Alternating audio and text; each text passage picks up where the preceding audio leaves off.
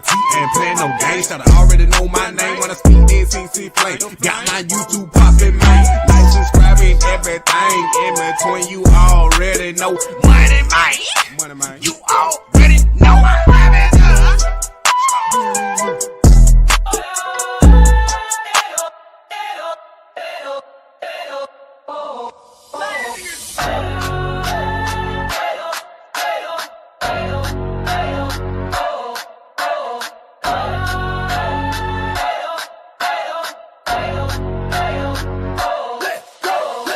From 2 to 12, but I'm one in the flesh.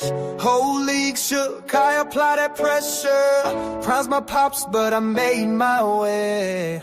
Cleveland cold, but I bring the flame. AP watch on my wrist like time talk. Chains on me, dance when I sidewalk. Pressure make diamonds, now I'm set. Legend in motion, I ain't peaked yet. Legendary, yeah. Legendary, yeah. Dropping dimes, came from the mud, now I'm ready. Legendary, talk to him. Legendary, let's ride. Call, chain on froze, but the fire won't die. QB1, that's me in the sky, I'm legendary. Yeah. Watch me fly, watch me fly, watch me fly. That's me fly. Helen, watch me fly, watch me fly. What going on? Miss Pamela, Holder, Sabrina, Amber, G. Can you hear me? Appreciate y'all for coming like always. Hit that like button, subscribe, and take your friend. I ain't skip steps. Y'all, what going on? PC, what going on? Happy Friday. Wrote my name in the stars, now it's we are here. Every down, every snap I pray. Cause I know legends get crowned on game day. Legendary, yeah. Legendary, yeah. Dropping dimes, came from the mud, now I'm ready. Legendary, talk to him. Legendary, let's ride. Oh, chain on froze, but the fire won't die. QB1, that's me in the sky, I'm legendary. Watch me fly, watch me fly, watch me fly, watch me fly. Hey, I was doing some research,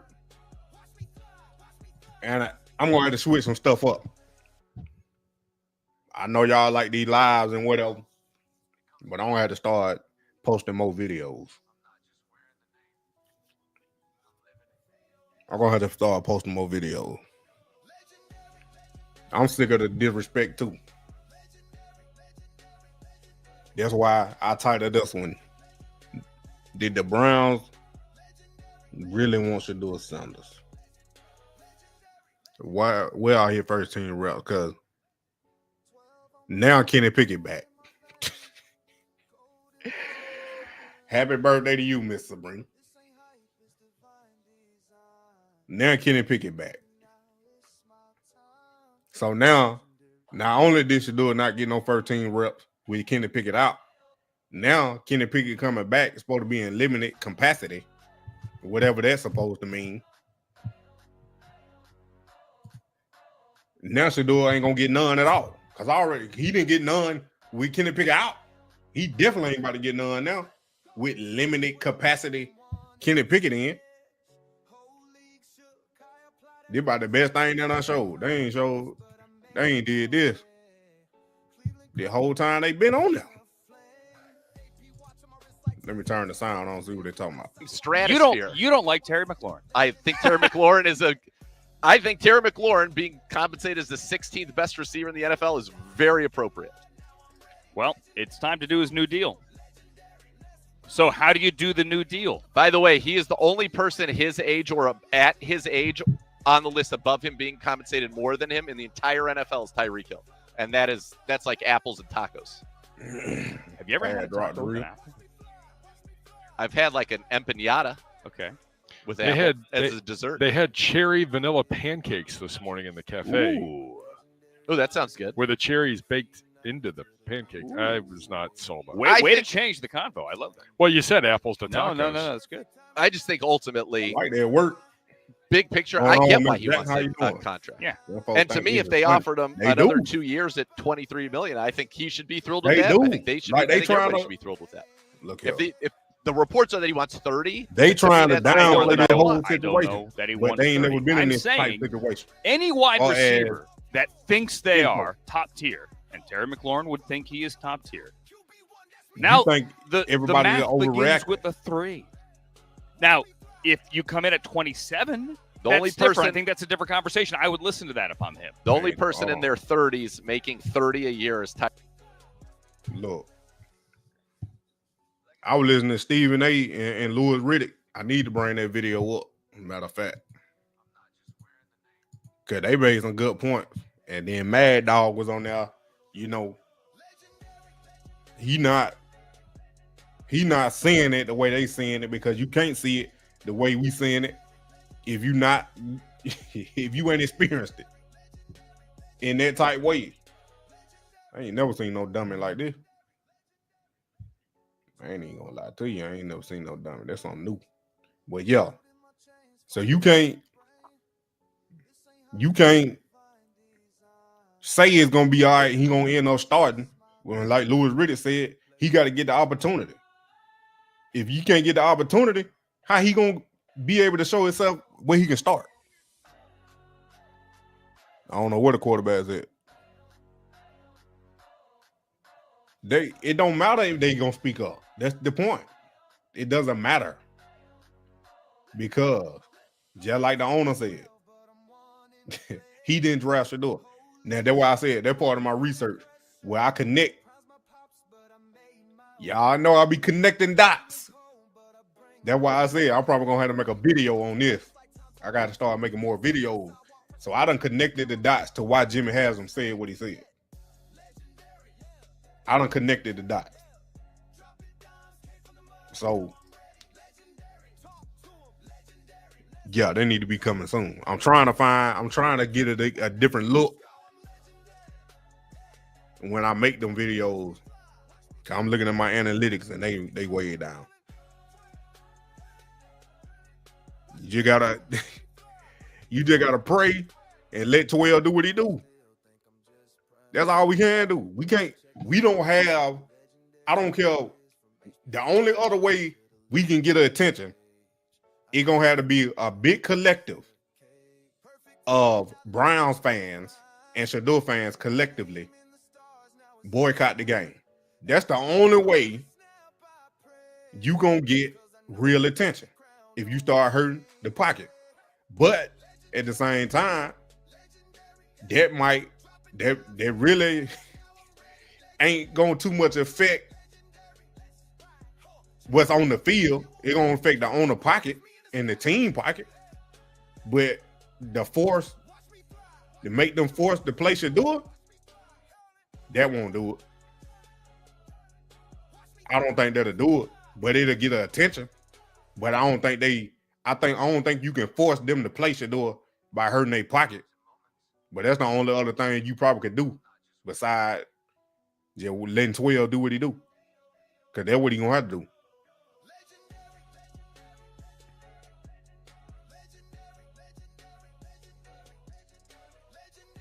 The Virgil. Because the team, they throwing these ball all day. Who threw that? But I don't even see Shedeur. What 12 at?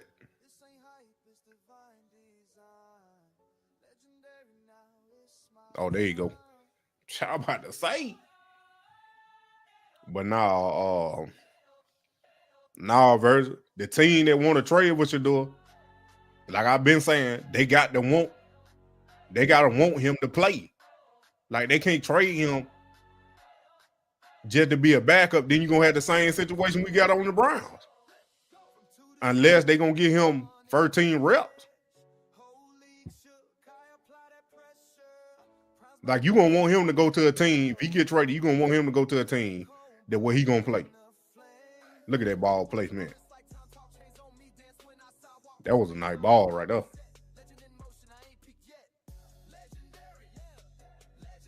Oh, he getting another rep, bet.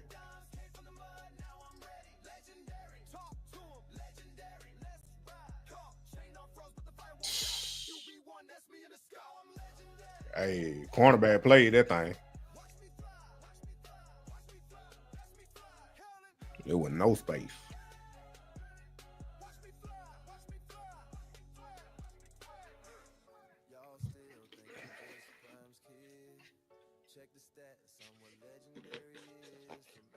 one-on-ones. But nah, the only recoil we got is let 12 do what he do. Pray and let 12 do what he do. Because you ain't going to be able to change Kevin mind, the owner mind, Andrew Berry mind. You ain't going to be able to change that because they looking at you as a fan. They got the job. I'm the billionaire. I'm the head coach. I'm the GM. How can you influence me? But a collective, you can make some noise, but I still don't think you're gonna change their mind because they'll make a team have to play a player. That's hard. That's hard to do in the NFL.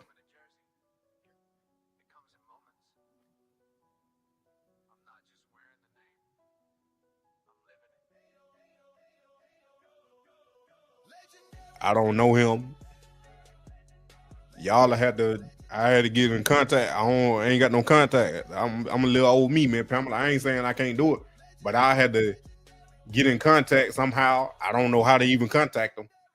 And then hopefully he reach out, he respond, and then I can tell him what's going on.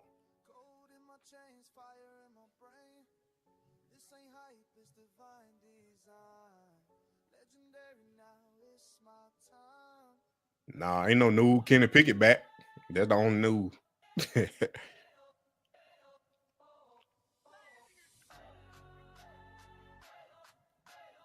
Yeah, they on their last leg, but that's the whole league. That's why some of the collusion going on.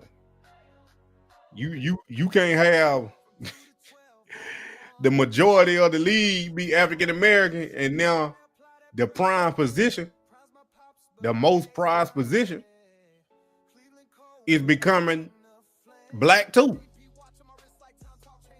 You can't have your quarterback that's supposed to be the smartest person on the team and the most important when black people historically with a false narrative are considered stupid.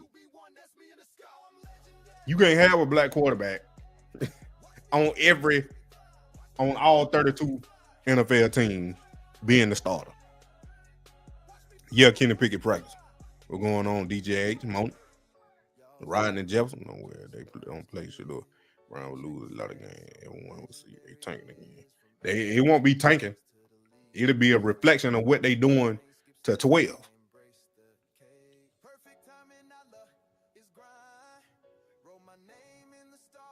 Yeah, he can't lose. He gonna get elevated, like Deion said. I've been saying it. A lot of other people been saying it. He gonna get elevated. They were bubble screen monsters, and that's offensive death.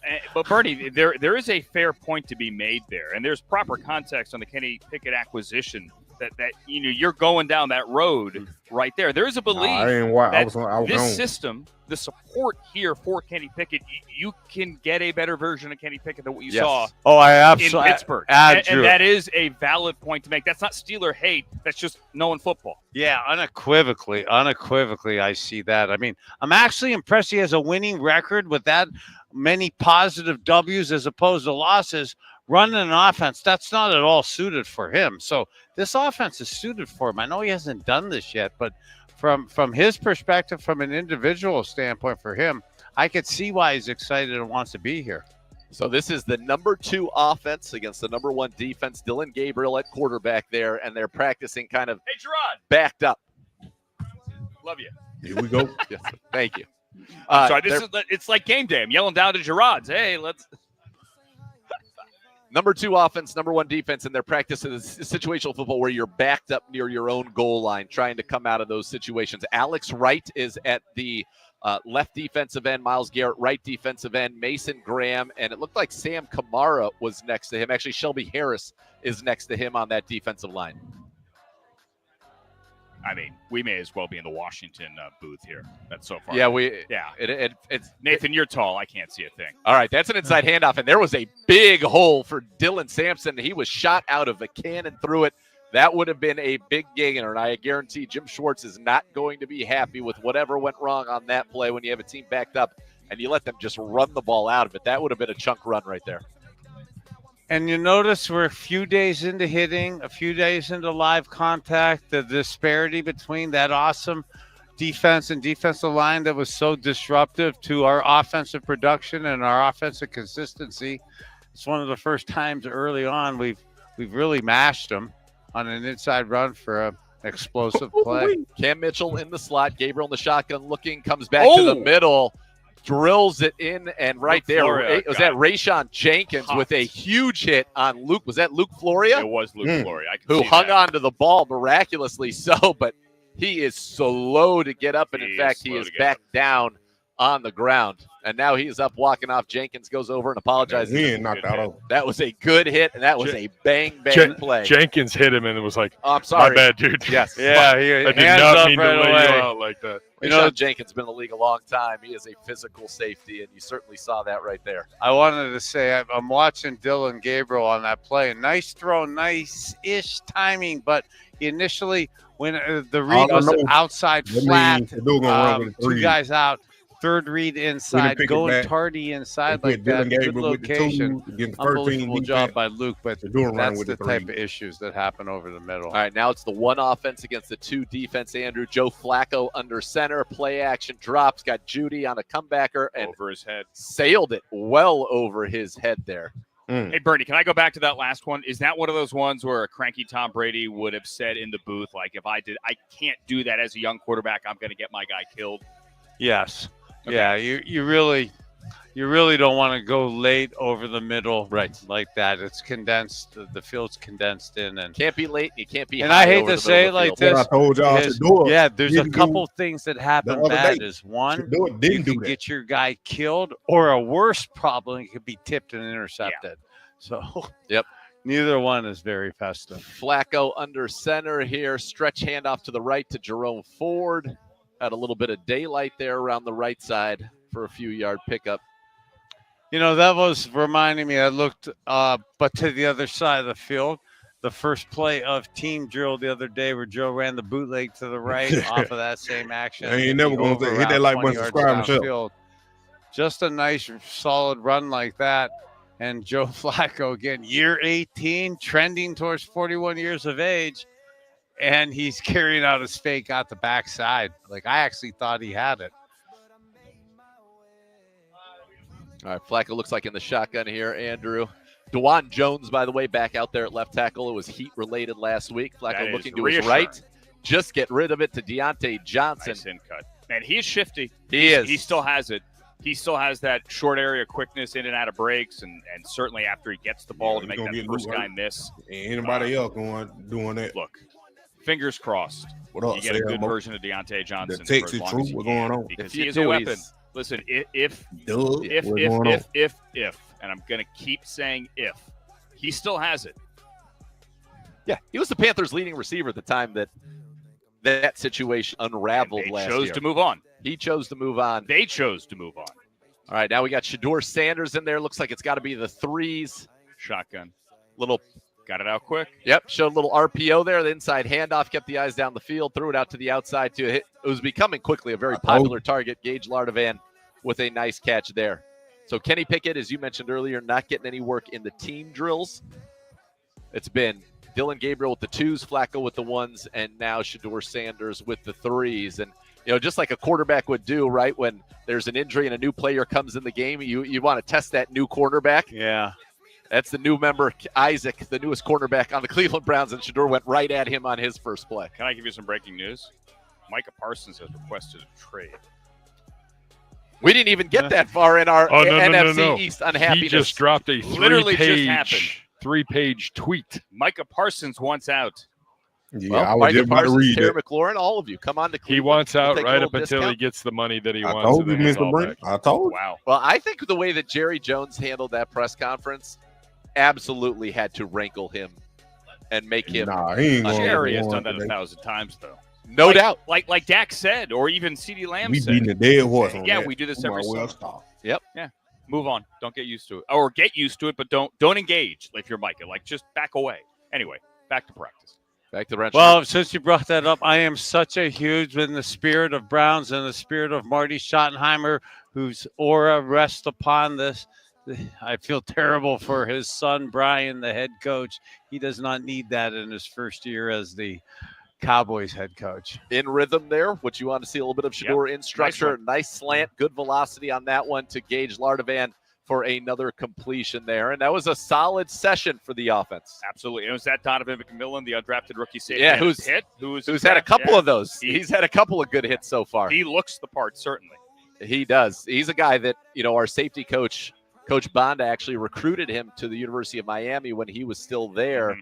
So he's very familiar with him, very excited that he is in. And now the Browns looks like they're going to get to do some special teams work. Bubba Ventrone getting them going in the field right in front of us. Quarterbacks are going to be on the other field doing some throwing drills, and we are going to take a break. We'll be back with more Cleveland Browns. They ain't going to get no fair chance. Live from Browns training camp, practice number 8, Cross Country Mortgage Campus in Berea. And I'm going to give y'all a little sneak peek for the one that wasn't here. I won't tell you why.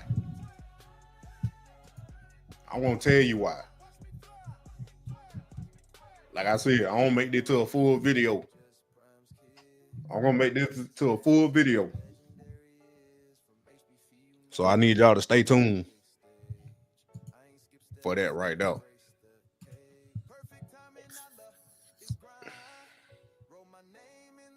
Break it with it there. Yeah, we know.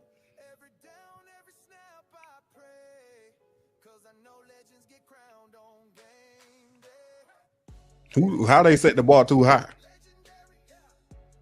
No, Gabriel was throwing. He was with the tools going against the number 1 defense.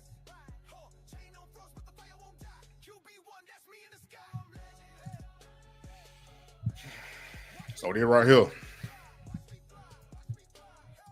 There's my little research I've been doing.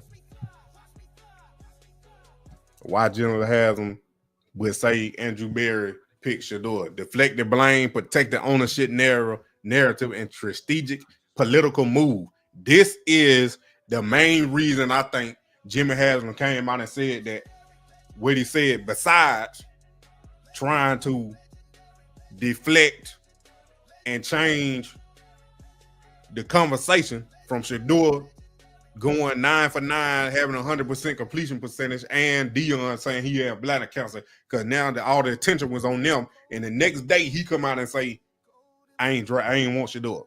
So Haslam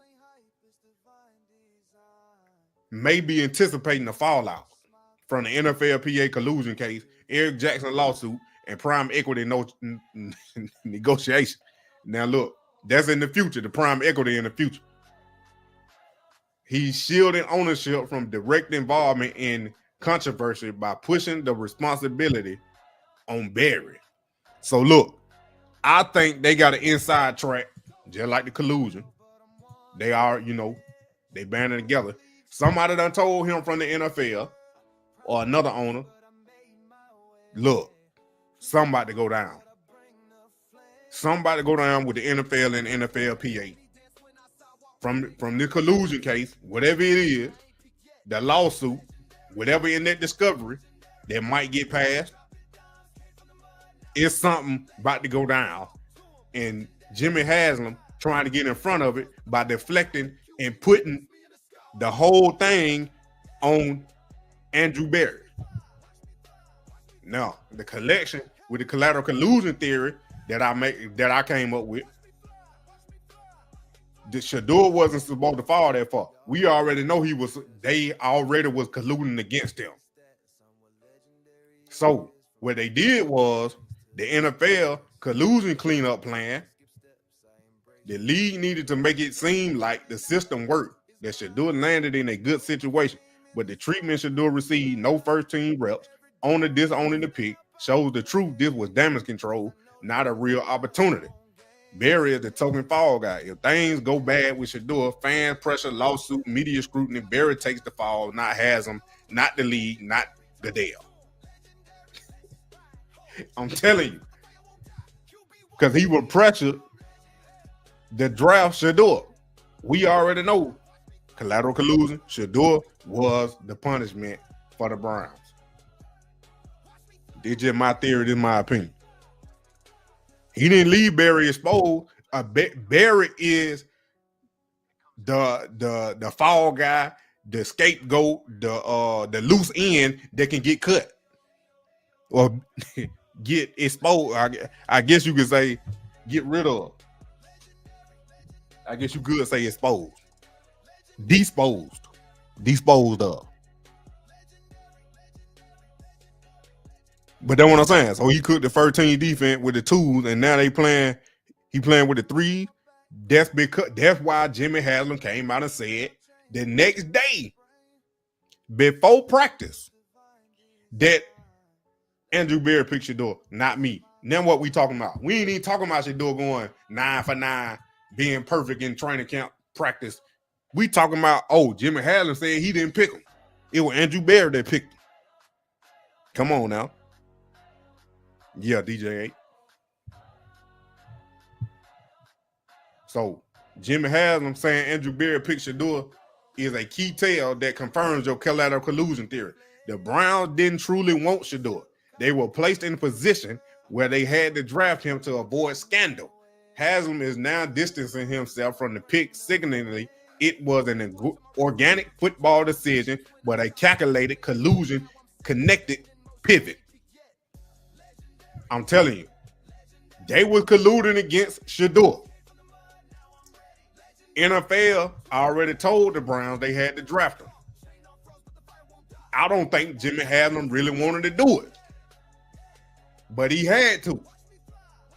So the whole thing with the Browns having to get him, like I said, they were supposed to draft Shedeur anyway, because all that other stuff where they traded the number 2 overall pick 2 weeks before the draft, all the narratives came out before the draft. Deion got sick, just got diagnosed. All that play into this thing, not the Deion part, but that's a reflection of how, I ain't even gonna say why Deion got sick, but that's a reflection of leading up to what's going on and what was coming ahead, which is now. That's what I'm trying to say. So the NFL had already planned for Shedeur to fall. Hence the collateral collusion.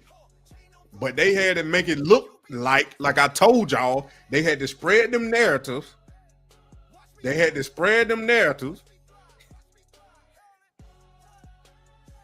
So they couldn't be liable. I forgot where it's at, but it's in here somewhere. Had to be liable for that collateral collusion.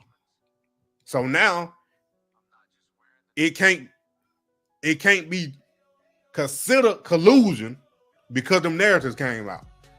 But it actually is collusion because they planned this the whole time. Here it is right here.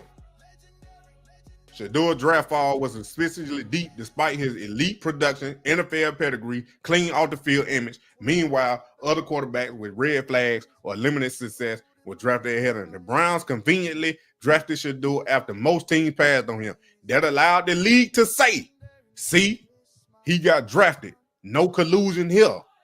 But now Haslam is publicly disowning the pick. Why? Because he was pressured to take Shedeur. He never wanted to deal with the prime equity movement, which is coming soon in the future. He's nervous about what's coming next. Lawsuit, NFLPA pressure, discovery, and all the other headlines that's potentially going to come out later.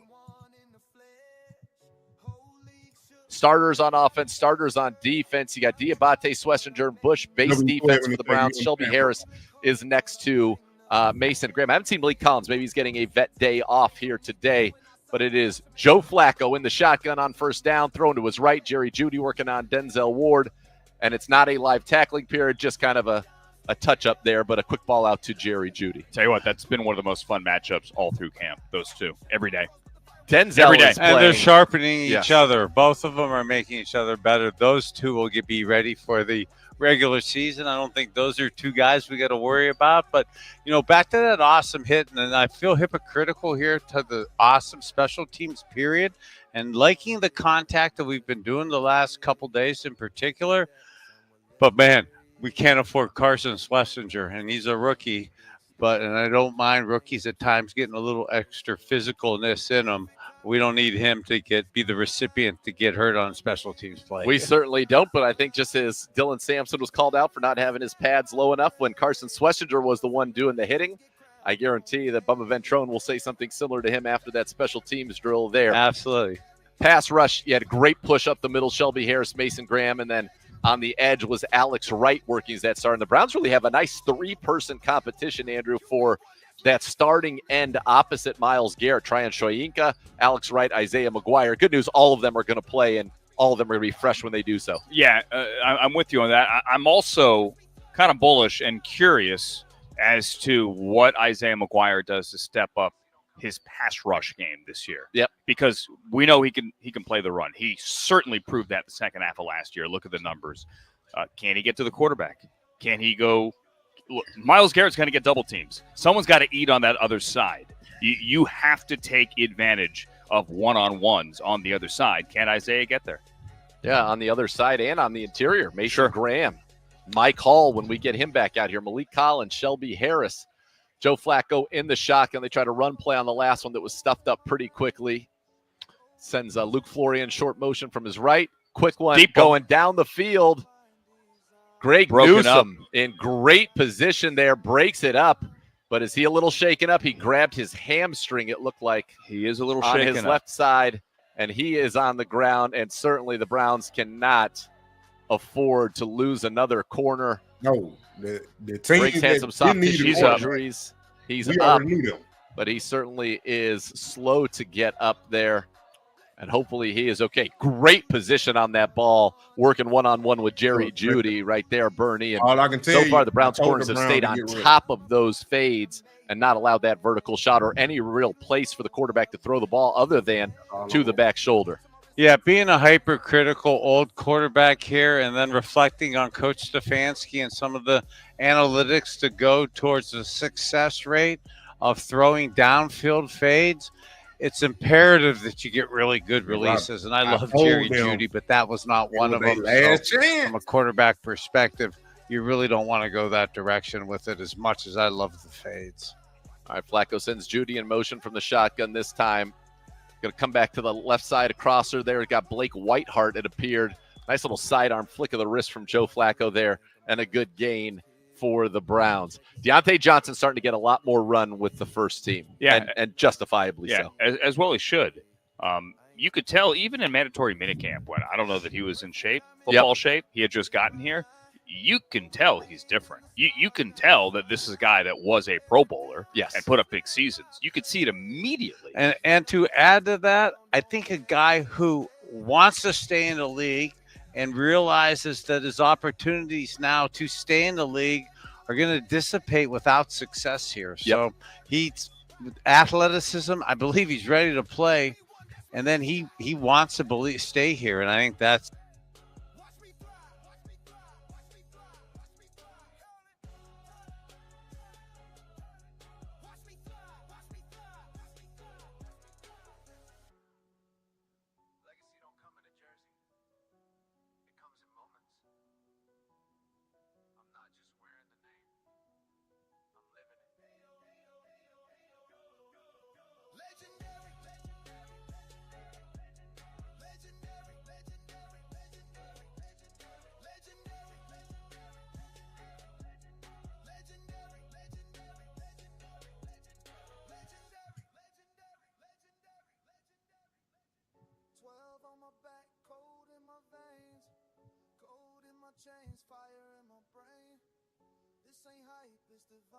boy, do I love the tight ends and Harold Fannin. What he's been doing, David Njoku, no doubt. But that 12 personnel, the Harold Fannin for a rookie is going to be a big part of this regular offense. All right, he's got man coverage. He knows it goes to the outside a little too wide there for Gage Lardovan. They sent Flory in motion. The nickel followed him across the formation. Some updates on Greg Newsome. He's trying to just work it out there. Left shoulder, it looks like. Shoulder, it looks like. Better than leg. I'll take that for sure. I've got more for you. I've got Denzel down on one knee. They've got both his shoes off, and he keeps playing with his right foot. Yeah, they're looking at his left shoulder for Greg Newsome. You're absolutely right about that. He landed hard. I just looked at the replay. He landed pretty hard on that shoulder. So Ward, maybe it's listen, that is a lot better than him grabbing that lower left leg, which is what it appeared. Maybe he was just trying to rock himself up from there. Good ball from Dillon Gabriel there. Again, quick, decisive in the pocket, out to the right side. And, for a lefty so far, he's really kind of been able to work both sides of the field. That was checked out to his fullback, Hairston, right there. Yeah, this is a cornerback room that, with the loss of MJ Emerson, who, by the way, is on the road to recovery, which is wonderful to hear. Just texted with him today, and every day he said, can't wait to come back and overcome this. He's on his way back, but obviously out for this year, and you need Greg Newsome. He's in a contract year as well. Yeah. Look, 48 hours ago is your deepest position. Fair to say? We agree? Certainly your top. It was maybe the best. Your top maybe three D-line. Maybe D-line was your deepest position. I like that word, Miss Pamela. 48 hours ago is the position about which you had no concerns. How about that? 100% agreed that you felt great about. Interception right there. Dillon Gabriel, I don't know who he was looking for. Looked like a miscommunication. I can't see. Ball went through the hands of number 25, and it was picked off by Rayshawn Jenkins. So it looked like ultimately at the end. All right, so Nick Needham got a hand on it. Nick Needham got his hands on it. Yep, and then Rayshawn Jenkins got it, I think, at the end. It really is telling for the NFL and the course of training camp. Drew, to your point, man, we were just here last week, loving the beginning part of this week, the dominance and depth, strength of our team and defense being our secondary. And now it was Lamarian James, corner from 27 out of Texas Christian. You got it. And another errant throw there. So after a good kind of opening session for the offense, Dillon Gabriel, a little bit of struggles there, an interception, a couple of errant throws, and we will take our break. That's going to conclude it. So no third-team reps there. So Shedeur Sanders, we wanted to see him get more reps, more opportunities today. Very limited reps, it would appear, even though 3 quarterbacks have gone, as that period was just Joe Flacco and Dillon Gabriel. We'll be back with more from Browns training camp at the Cross Country Mortgage Campus here on Cleveland Browns Daily, presented by Valley Bet. It don't matter what Dillon Gabriel do. It don't matter. Louis Riddick said that. Let me find that video right quick. Louis Riddick said it. He was like, it don't matter what somebody do. If they don't like the guy, he not playing. No matter how much he outshine the other guy, if the coaches and whoever make the decision don't like the guy, he not playing. And it's ridiculous. It's ridiculous.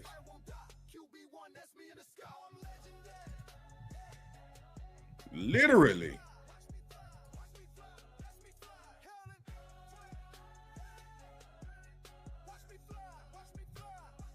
People in the room. We had a meeting about it Saturday, and we had the right people in the room, and ultimately Andrew picked the players.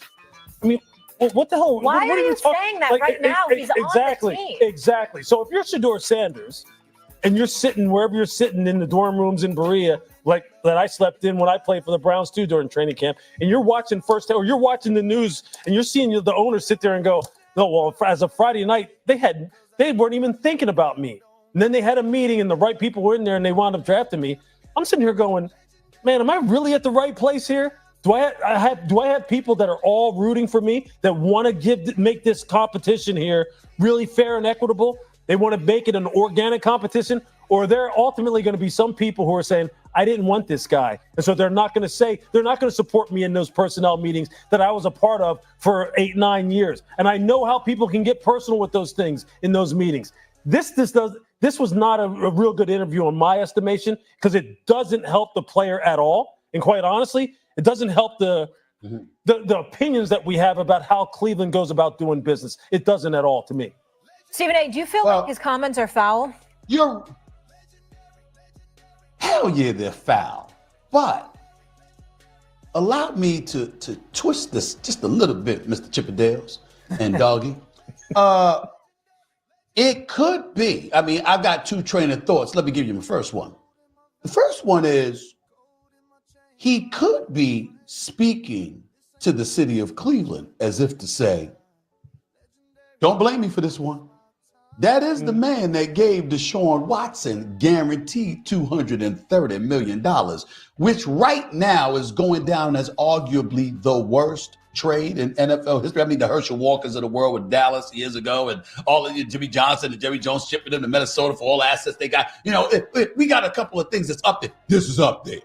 The way that Deshaun Watson has looked in a Cleveland Browns uniform after all that he endured, clearly it's a disaster. And they tried to set the new market, but folks weren't going with that with Lamar Jackson, Kyler Murray, and others. And so it didn't work out that way, Jalen Hurts included. But they tried because they said if Deshaun Watson could get 230 guaranteed, he got that money before Josh Allen got his money. Before Patrick Mahomes got his money. I mean, not Patrick Mahomes, but before Josh Allen got his money, Jalen Hurts got his money, and others. So understand, he's trying to say, it ain't me. Don't look at me for this one. He could be doing that, but here's why it's also a problem. And this is one thing that I will brag on myself about with seriousness. The one thing that I do is work. Now, Adam Schefter and other, these are the ultimate insiders, and I defer to them. They will know, they've forgotten more than I know in terms of their sources, their contacts, whatever. But damn it, I have a few. And I talk to a lot of people in the world of sports, a lot of power brokers, a lot of people that are decision makers and whatever. I heard a lot about what was going on with Shedeur Sanders coming into the draft. And I will contest to you, I will proclaim to you on national television that so much of what happened to Shedeur Sanders at draft day to drop to the 144th pick, a fifth rounder, when initially he was rejected to be a top 2 or 3 quarterback taken in the draft, for all of that to happen to him, that was a slight, those were people that were hell-bent on making sure that Deion Sanders didn't get his way. And they went and they punished his son to punish him. Deion knows it. I know it. Anybody with sense know it. We've all heard it. Vivid Seats. Purchase your official fan experience package today for the ultimate game day. We're back here. Training camp practice number 8 rolling on in the pads. More special teams working on the kickoff right now. Luke Floria getting some opportunities to return the ball for the Cleveland Browns. Gage Lardavan back there as well. Obviously, DeAndre Carter, I think, will be your returner once this thing gets going. But that's kind of what we're getting special teams. So by the time we go off the air, probably not a lot more on the offense, gentlemen. So I'll just ask you this quickly. Bernie, first, your takeaways just from what you've seen here today. To see the nicer weather, the cooler weather, but you're seeing, I think, the ramifications of now a week to 10 days into training camp and a couple days of live practice. Offensive line significantly better in terms of pushing the defensive front and having some positive plays. Defensive backs still have guys covered, and the ability to make plays down the field in the passing game still isn't really there. Lamarian James had that pick earlier, and he was just back there on kickoff return unit as well. I think that's one of the undrafted rookie free agents. We talked a lot about the wide receivers, other side of the ball, guys that I think will flash once we get to preseason action. I think he might do the same. And listen, there's opportunity for him now in that room. There really is a chance for somebody that probably said, oh, they're practice squad bound to make the final 53. That's right. Play with me if you want to. I'm not the one. For those of you who want more content, we're going to have Browns Training Camp Insider today. Myself, Bernie, and then Andrew will join us in the final block. We'll have an interview, Bernie, with Shedeur Sanders as well on that one. So be sure to check out today's edition of Training Camp Insider. And then that'll do it for us for this week here on Cleveland Browns Daily. The next level will be next. The Browns will practice again on Saturday, day off Sunday. We'll have a practice Monday. We'll be next. And then that'll do it for one. This in the final block. We'll have an interview, Bernie, with Shedeur Sanders as well on that. Will join us in the final block. We'll have an interview, Bernie, with Shedeur Sanders as well on that one. So be sure to check out today's edition of Training Camp Insider. And then that'll do it for us for this week here on Cleveland Browns Daily. The next level will be next. The Browns will practice again on Saturday, day off Sunday. We'll have a practice Monday. We'll be here for that for Cleveland Browns Daily before we get on the plane on Tuesday and head to Charlotte. Big headlines. Kenny Pickett back, DeJuan Jones back. It does look like Greg Newsome is going to be okay after a little scare there. So great news there. Nah, that ain't got nothing to do with Stephen A.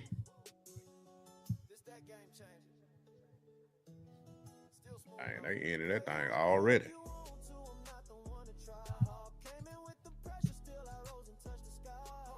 When that last part by Shedeur, you said.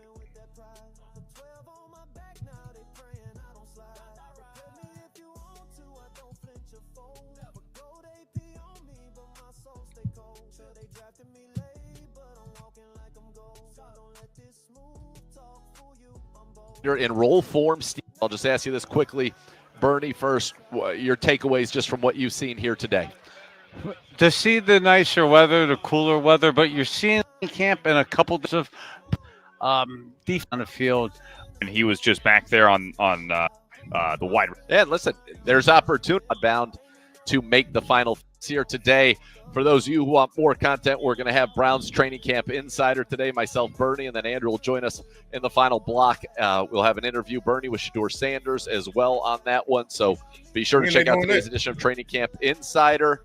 And then that'll do it for us for this week here on Cleveland Browns Daily. The next level.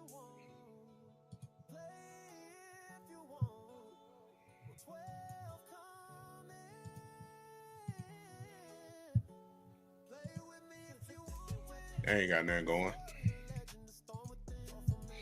Covering this league. And that had a lot to do with it. It was personal, and it wasn't some collusion that was going on. They didn't have to, because universally they felt, they watched the interviews, they saw the way Deion Sanders was speaking or whatever, and that's what broke his heart. I'm telling you what I know. It broke his heart because he knew there's no way that his son was going to fall to a fifth round if it wasn't for people that was taking shots at him. That is what happened. So we understand what's going on here. That's why Haslam was in his car on a Friday talking about, I can't see it happening, because they weren't going to let it happen. Mad Dog? First off, who cares what round he's drafted in now? Unitas was cut, went to the Colts, best quarterback ever. Brady was a 5th or a 6th round pick. Who cares? He's one of the greatest quarterbacks. Montana wasn't a 1st round pick. Shedeur Sanders right now has ample opportunity on a team that has no quarterback, that has a great history, that needs a quarterback in the worst way. And if he's good and if he earns the job, he's going to get the job. All right. So, I mean, they're not going to not give him the job because he was a 5th round pick and Dylan Gabriel's better. If he's better than Dylan Gabriel and he's better than Pickett and he's better than Flacco, he will start on a team that is starved. They've been to a Super Bowl. Another man taking your job, that means you ain't doing your job. On a city that is starved for a winner, that hasn't had a quarterback in a long time. If he plays well, that includes preseason, he's going to get a chance. Okay, there's 2 things that have to be in place, though, Doggy. Okay, one, he has to have opportunity. He get opportunity. He get opportunity. His own father said he didn't want him to come to training camp because he doesn't get any reps. Okay. His own father said he doesn't want me to come to training camp because he said, Dad, I'm getting maybe 3 or 4 reps of practice. A practice. It's a week. Okay, so number 2. It's a week. Okay, let me tell you something about training camp. In the beginning of training camps is typically when everyone kind of gets indoctrinated to what we do as a system offensively and defensively. As it goes along, people start falling by the wayside because then they start paring down. Because you know what they're ultimately training camp is used for? To get ready to play the regular season. Okay, so the closer you get, the more reps the people who are going to play get. Now, that doesn't mean he's not going to play in the preseason. He is, but he's not getting the reps in practice. So what really is happening is he's going to have to be like spectacular in the preseason games, okay? Because he's not getting the reps right now to practice the things he's going to do in the preseason games. And here's the other thing, number 2. You have to have people who advocate for you when you are a lower round draft pick. We don't know who's advocating for him within the organization because we don't know who stood up for him and who really wanted to draft him. So I can tell you this right now. If you don't have someone who's strongly advocating for you, don't tell me that the NFL is it's just a meritocracy and the best players play. BS. It's not the case. Okay, I've seen players, I've been in personnel meetings where people are getting killed who coaches just don't want. And they may be better than the people who are playing ahead of them. I've seen it happen. Go ahead, Steve. We know you're right. We know damn right you're right. Absolutely. But here's the deal, Doggy, getting back to you. And it's very, very important because, see, this is what, just so you know, Lewis, Sirius XM Radio, Mad Dog Sports Radio. I debut September 2nd as his lead-in. I'll be on from 1 to 3 p.m. I have Jerome set for 4:45. I forgot to put that on there. So no more. Finding great candidates to hire can be like, well, trying to find a needle in a haystack. But they were coming on. Every weekday. Let me tell you something, Doggy, right now. this is why folks are going to get a treat, because you and I don't see eye to eye at all. And I'm going to give you plenty of ammunition for your show each weekday afternoon, I'm going to fly with it. because of what you just said that came out of your mouth. You sat up there and said, nobody cares. Nobody cares. They don't. Doggy, respectfully. He's going to get chances. No. Doggy, look on the screen. I am. There's two men sandwiched into. We're black men. We don't like what happened to Shedeur Sanders. We saw Eli Manning and his family insist, don't draft me. We don't want to come there. It didn't affect his draft stock. We've seen plenty of situations with individuals that are bloviated a little bit. It didn't affect their draft stock. I understand that, you move forward. And he can't be thinking about that. And as a player and as a team, they can't be thinking about that. But us, to watch what happened to him, to know that his father and the vitriol that he invites by his haters assisted in that happening to him, that resonates with us. That doesn't make you wrong, Doggy. I'm simply saying you are entitled to look at it your way, and I'm entitled to look at it my way. And that's the way it is. So let's understand that. I told you. That was a good take there. With Emmett Golden and Gerard Cherry on 850 ESPN Cleveland and thelandondemand.com. Ready? Yep. You're up. Well, not the best day for the quarterbacks, Gerard. No, it has not been. Not the best day at all. Not a bunch of attempts for Joe Flacco, but he wasn't necessarily sharp. And Gerard, this is the first time I can say Dillon Gabriel was bad today. Oh, you feel that strongly about it? Yeah, I think he was pretty bad today. Threw a pick, had another pick dropped. Just wasn't really accurate. It was a little weird. So you tell me my man KP back on the field got him all nervous again? I mean, I don't know. It looks like they're about to do 7-on-7 right in front of us. Red zone 7-on-7. Yeah, red zone 7-on-7 So let's get a look at this. Maybe they have an opportunity to redeem themselves. But I said to you, Gerard, that I think it's easy to say that that Dillon Gabriel is the backup, quarterback right now. And soon as I said that, he had three incompletions in a row. But what did you think of up to this point as they're in 7-on-7 red zone? Well, I do appreciate this part because I even said to RJ, and it was like, man, the energy out here is really good. Yes, great. They're coming off of a day off, but that's what you want to see. You want to see guys come out here and apply the energy, getting after it and practicing hard. So you're seeing that. But no, it has not been a good outing for the quarterbacks because I saw picks in one-on-ones. You saw it in team period. And hopefully for the quarterbacks in the offense, you don't see it in the 7-on-7 red zone period. Yeah. And to your point, I don't really pay too much attention. Almost a great catch by Jerry Jeudy. But see, even that, though, right there, what we just saw, just give me details, back shoulder fade. He will not have that long in the game to pat the ball 3 or 4 times to throw it. So No, and this is Dillon Gabriel with the first team receivers and tight ends. Right. Against the first team defense, yes. too. Yeah. Yep. So it's, I've actually, not that guys have been lighting it up all over the place, but I've been pretty confident on the quarterback play throughout camp, and it's been a little bit of a tough day so far.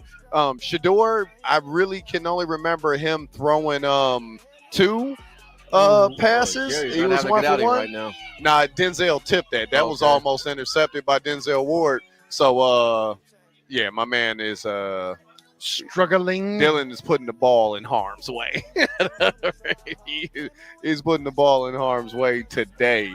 So Shedeur ain't getting no rep. They can't be all a lot of energy today. They're not tackling to the ground, but they are being physical. Yeah, you saw that in the special teams period. You saw guys getting after it, and that was one of the more physical units, and that was definitely one of the more physical drills that we've seen out here this whole entire time. So that was encouraging to see because last year, how would you rate special teams? It wasn't special. I can tell you that much. Yeah, and they were getting after it. Another situation, Gabriel doesn't see anything open, and kind of scrambles is the word I was looking for. I will say this: as we talk about the special teams work and how physical it was the first time, and I actually saw it as a good thing that I saw Schlesinger get put on his backside. Yeah, he felt that's going to happen. The question is, once you do get put on your backside, because it happens to everybody, do you get back up? I wanted to go back though into I can't say this. Joko in the back of the end zone, nothing happening. Yeah, I wanted to go back to what we're having a conversation about. Gabriel. Don't take him out. And you were saying how he was performing, and he's been bad today. Now, for the first time today, I saw a coach visibly demonstrative towards him with the decision that he did make. Mm-hmm. I did see that. Mm-hmm. So that just tells you right there that it must be a bad day of a coach asking you a question. You're like, what are you doing? Yeah, because I mean, I think he's been really good. I thought he and Shedeur have been really the most consistent guys at the quarterback position through camp. And today we haven't seen a lot of Shedeur at all. Shedeur did throw a touchdown in kind of a half speed period. And Joe was just like, just gonna take this. Yeah, I'm bad. Sorry, dog. Hey, no, it's all good. Shout out to the secondary because evidently there is nobody open in this red zone drill. Yeah, they came to play. Yeah, nobody open in this red zone drill as guys are checking it down, or even the last pass that Gabriel threw, he threw it high, and Njoku had to try to make a spectacular catch because nobody was open. So yeah, the DBs are playing well again too today. But I have a strange touchdown for Harold Fannin Jr. and Joe Flacco. I hopefully we get to see Shedeur. Something tells me if he played 2 touchdowns. You think 2 in this 7-on-7? In this 7, if he gets a shot, he's warming his arm up, so that's about to happen. Yeah, if he gets a shot, he'll throw 2 touchdowns in this 7-on-7. Well, very interesting thing that they're doing though. So they'll put Dylan out there, and maybe this is in preparation for the preseason games. Maybe this is an indicator how they're going to do it. Because you saw Gabriel take the first reps, but he did not have with him what? The first offensive line. Yeah. Yep, and interesting, right? And it was against the first team defense, which was very interesting. Oh yeah, touchdown, Flacco. Yeah, it's 2 for Flacco. Yep. Yeah, good stuff. There. Did they give him that first one technically, or to me that was? Down? I mean, it wasn't. It looked like 2. Yeah. Fannin didn't catch it in the end zone, but he ran. He wouldn't have got tackled by the way he was running. Right. So pretty good there. Joe's like, man, look, I got this. All right. and he's doing this with the number 2 offense, by the way, too. Yeah. Number 2 pass catchers. Yep. Yeah. Because, you got, it was that Thrash out there. Our boy Gage. Fannin. Let's see if we get another Pierre one. Strong that was easy. And that he probably, no touchdown, but pretty close. So it has been. Look, I guess the way you could look at it is the defense has been amazing. Yeah, and we talked to, and you'll hear Jerome Ford earlier, and he even admitted, the defense has been dominating. They certainly came out here today with intentions of doing that, and so far it has been all the defense. Now, granted, we've seen Joe make some plays so far. Mm-hmm. And it's 7-on-7, but before that, nobody was making any plays. That's what we need, though. Yeah. Oh, hey, Gerard about to break. Look at this chair. Oh, man. Oh, somebody call the ambulance. Hold on, I need to take a picture of this chair. It was breaking, right? Don't do that to him. It really was breaking. Yeah. Look here. Okay. Yeah, my man Gerard sat down in the chair earlier, and you'll think if Dylan Gabriel getting all these 13 reps against the 13 defense, you think he'd be getting a little better. Because if your defense getting locking down like that, that means you got a top tier defense in the NFL. And if you practice getting that top tier defense every practice in training camp right now, and they are firing on all cylinders, you think somebody will get better. Dylan Gabriel getting worse right now.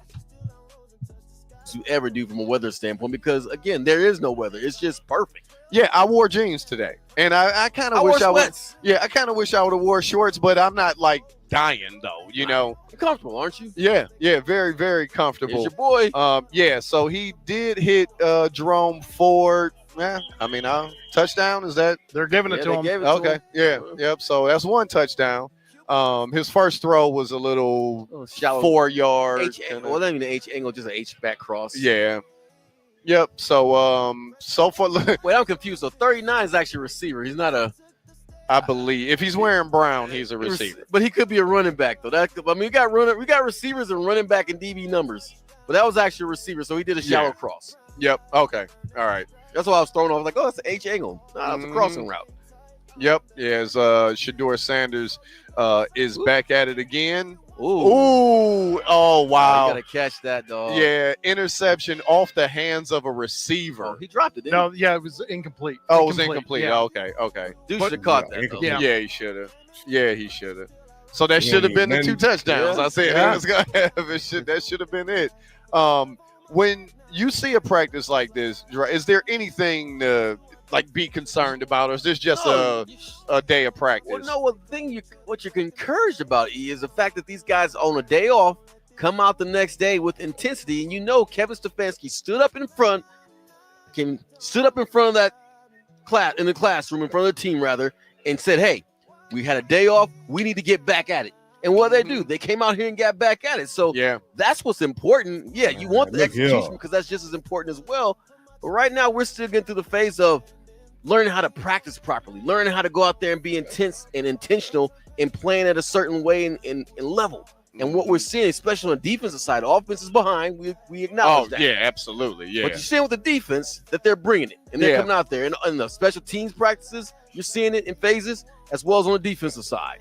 And I do want to give some love to Greg Newsome, who was having a really good practice today.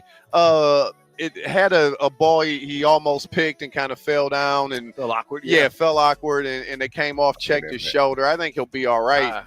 Scared me, dog. Yeah, but Greg has looked really good.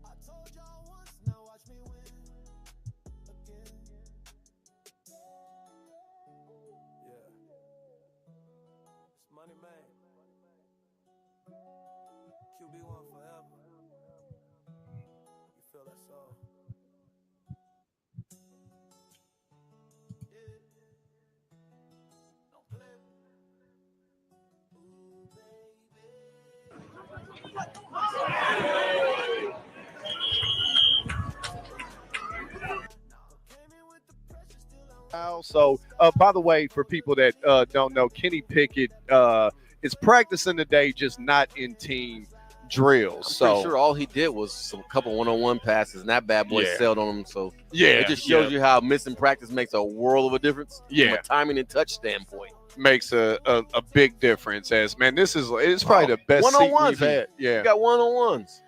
Yep. Yeah, this is probably the best seat we've had for team drills. Yeah, since we've been out here, as they are in there in the red zone. The first play for Flacco, an incompletion. Look, guys aren't open, and what's crazy is I would say the past couple of practices, tackle. They're tackling now too. Okay. Yep. The last couple of practices, there was pressure on the quarterbacks. Mm-hmm. It ain't even pressure today. It's just not nowhere being to accurate. Throw. Right. Well, that too. And DBs are on them like glue. Yeah, nowhere to throw and just not being really accurate. Because there were times that I've seen guys in great coverage and the quarterback still complete some passes earlier this week. But that is not happening today. So it's so weird, man, because to your point, I do love the energy. I do love the way they're playing. Dylan Sampson, by the way, looking really good today. Right there. Down. Sampson looking really good today. So it's weird, because when the defense dominates, I don't know if it's because the defense is just really, really good or the offense is such bad. Right. Yeah. So it's like, 6 in one hand, half dozen in the other. Myles Garrett out there as well. Well, they've been very consistent, the defense that is, in their domination. No denying that. Yeah, and it's clear that the energy's on their side. Now, yesterday, 2 days ago when we were out here, you weren't out here. I was out here, but I told you guys about how one of the offensive players, and he's right there running motion right now, Laverdane, right? Yeah, 84, yeah. And how he scored and how the offense was fired up about it. And we just need more of those interactions. We need more of the offense just making plays and just being more. How many times have you heard this one? We're not here to match their intensity. We're here to what? Surpass. And that's what the offense needs to do to get this thing going. Because right now it's clear that the defense is more of the aggressor. Well, we do have a poll question for everybody to react to at 216-710-0850 on Twitter at EGO80, at JRCherry3, at Nick Paulus. Nick, what do we have for the folks to react to today? Yeah, you can hit us up at ESPN Cleveland on Twitter on X. I just voted. I said worse of than the day 2014. is the 2025 Browns offense will be, give you guys 4 different options: great, average, bad, or worse than 2024, which I don't know how much worse it could get, but it could possibly, I guess. Yeah, that is a very, very low bar. Yeah, jump in the YouTube chat. We're streaming live video as we are here at practice today. Again, vote in our poll. We want to hear from you. We want to hear the fans have your impact on the next level. Listen, you know, Bookman & Son makes a huge impact every day on all of the people in love out there. Because if you're looking... Look, yo. All I'm saying is, like I've been saying, just give him an opportunity. Like, what is so hard about letting him run with the first team? Like, I don't get it. Like, we in practice, man. Let him run with the first team a couple reps. Ain't like you doing it the whole practice. Like, you literally hell-bent on not giving him even 1 rep with the first team offense. Not even 1.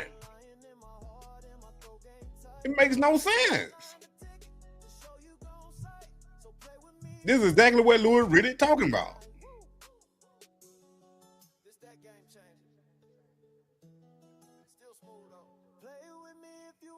Tom Brady out there at training camp. I thought he couldn't be out there.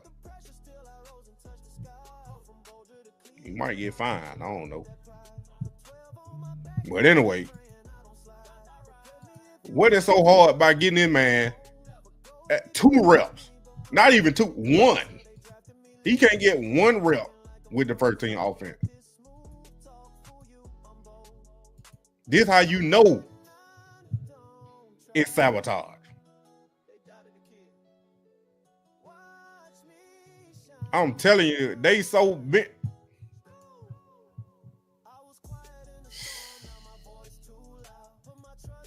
Well, to the sound. They ain't got no sound no more. They don't want him to outshine Gabriel. They don't even want him to outshine Flacco and Pickett. That's what I told y'all. If they would have just drafted Shedeur to go against Kenny Pickett and Joe Flacco, you know Shedeur would have been QB1.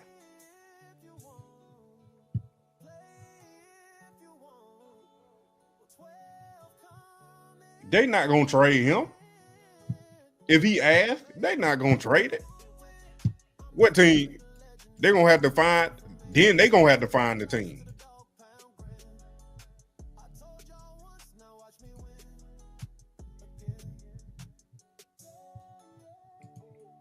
They got the headsets on and they looking at something.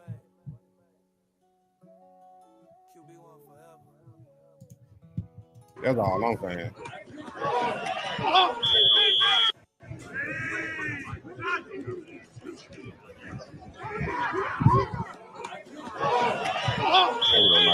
Real. Now we got all these hopes and wishes, but it's somebody else's opinion, somebody else's judgment, somebody else's actions that gotta be put into play to give him a chance. Like, that's all I'm asking for. Put him in just 1 rep with the first team offense. And we get 1 rep.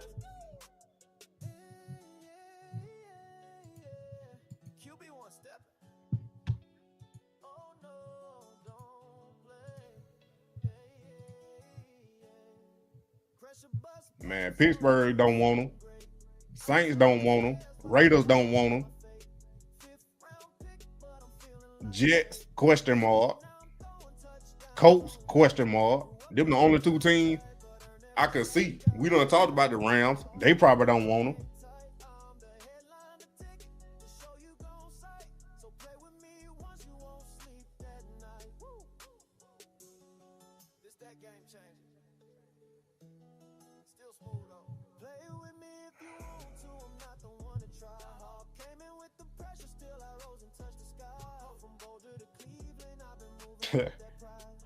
I ain't gonna call it racist. I call it discrimination.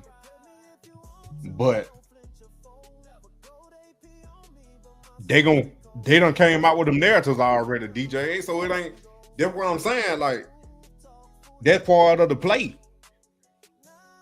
They're part of the play. You gotta say, well, Shedeur not learning the playbook. Shedeur slow developing. Shedeur got speeding tickets. Dylan Gabriel supercomputer. Make sure to tell him that Aaron Goldhammer said Dylan Gabriel just far along ahead than Shedeur in the playbook. You got to put out them narratives. Then when you put out them narratives, they're gonna be harder to prove that it collude. Even though they action saying otherwise. Know Your Guards with Dre in the Dugout, hosted by Andre Knott and Kevin Arnold on the Land on Demand and ESPN Cleveland's YouTube channel. I hope he look. Jacksonville, I think will be a Emmett good Golden play. and Gerard Cherry. Be a number 2. 850 ESPN Cleveland. Ready? Yes, sir. That's about the only play I can see him actually being a number 2.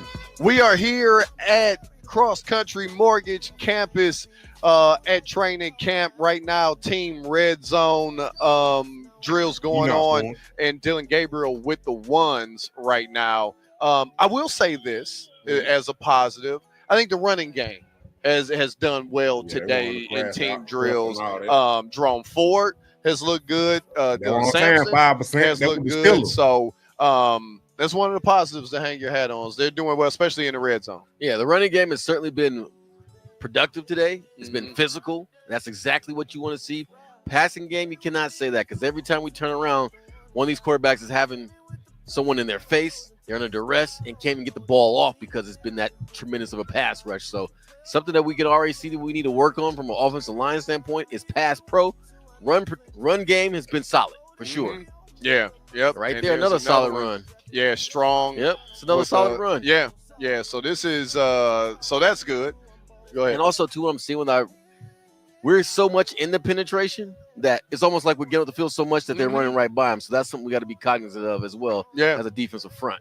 And we got a poll question for everybody to react to. Nick, what are we asking the folks out there? Yeah, or at ESPN Cleveland on Twitter, on X. The question of the day is the 2025 Browns offense will be great, average, bad, or worse than 2024. Average leading the way at 50%, bad 33%, worse than 2024 at 11%, and at 5% great. Yeah, I voted average because I feel like, look, they're going to run the ball. Our boy dropped one. Laverdane? No, Fannin. Fannin, yeah. Yep. Yeah, so it's kind of tough day for Fannin as he had a drop in the end zone right there, false start earlier in practice. So, and it's not even that high, and it's not even that high. But I picked average because really, if the offense is just average and the defense plays well, you do all the cliches, you run the ball and do all that, they'll have an opportunity to at least be in the mix to make the playoffs. I don't think it will be as bad as it was last year, though. Right. I can't tell you, sit here and tell you great because I'm not seeing anything out here right now to make you think that. Yeah. But at the same time, I can see a situation where we're definitely better than what we were last year because last year was just, again, you were not doing anything to help your protection.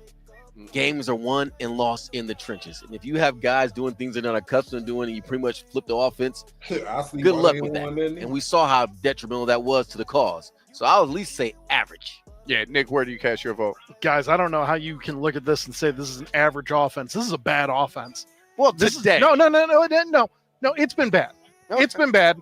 I mean, you have no firepower outside of Jerry Jeudy. David Njoku continues to drop balls. I understand. The running game's looking good. No, right there, that's a legitimate touchdown. Quinshon Judkins would be really nice for this team, but we don't know if he's even going to be here. Eventually he will be. I firmly believe that, but he isn't even signed yet. If you tell me you have Judkins, when he comes back, maybe we're an average offense. Guys, I'm not saying this just to be contrarian. I'm just telling you, like, if you don't get competent quarterback play, which Flacco has been average or below average. Dylan Gabriel has been terrible today. Shedeur barely gets reps, so is he even on the coach's mindset? I don't know. You need more weapons out here. You do.